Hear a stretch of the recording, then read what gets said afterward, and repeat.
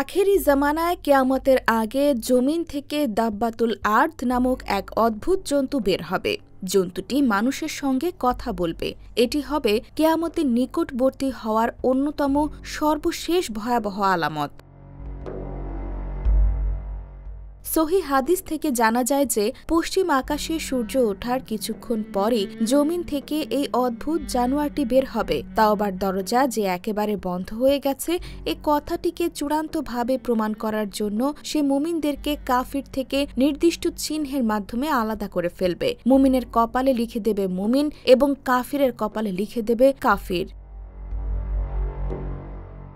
সূরা আন-নামলের ৮২ নম্বর আয়াতে আল্লাহ তাআলা বলেন, যখন কিয়ামত সমাগত হবে তখন আমি তাদের সামনে ভূগর্ভ থেকে একটি জীব নির্গত করব। সে মানুষের সঙ্গে কথা বলবে, এই কারণে যে মানুষ আমার নির্দেশসমূহে বিশ্বাস করত না। এ ব্যাপারে ইবনু কাসির বলেন, আখিরি জামানায় মানুষ যখন নানা পাপাচারে লিপ্ত হবে, মহান আল্লাহর আদেশ পালন বর্জন করবে এবং দ্বীনকে পরিবর্তন করবে, তখন আল্লাহ তাআলা তাদের সামনে এই জন্তুটি বের করবেন।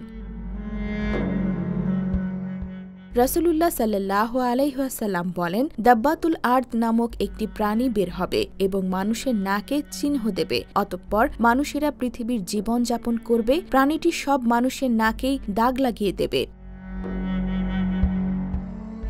নবী সাল্লাল্লাহু আলাইহি ওয়াসাল্লাম আরো বলেন, দাব্বাতুল আর্দ বের হবে। তার সঙ্গে থাকবে মুসা আলাইহিস সালামের লাঠি এবং সুলাইমান আলাইহিস সালামের আংটি। কাফিরের নাকে সুলাইমান আলাইহিস সালামের আংটি দিয়ে দাগ দেওয়া হবে এবং মুসা আলাইহিস সালামের লাঠি দিয়ে মুমিনের চেহারাকে উজ্জ্বল করে দেবে। লোকেরা খানার টেবিল ও দস্তরখানায় বসেও একে অপরকে বলবে, হে মুমিন, হে কাফির।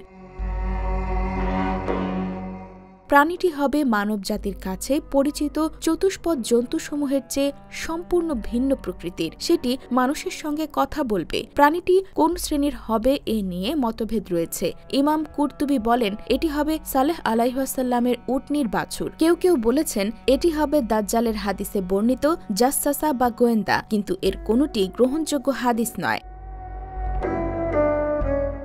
কোরআনের আয়াতে সুস্পষ্ট আরবি ভাষায় বলা আছে, এটি হলো দাব্বাতুল আর্দ। দাব্বা অর্থ অত্যন্ত সুস্পষ্ট, কোনো প্রকার ব্যাখ্যার প্রয়োজন নেই। প্রাণীটি ৩ বার বের হবে। প্রথমে বের হবে কাবা ঘর হতে দূরবর্তী একটি গ্রাম থেকে, অতঃপর কিছুদিন লুকিয়ে থাকার পর আবার বের হবে। পরিশেষে কাবা ঘর থেকে বের হবে, অতঃপর সমগ্র পৃথিবীতে ভ্রমণ করবে।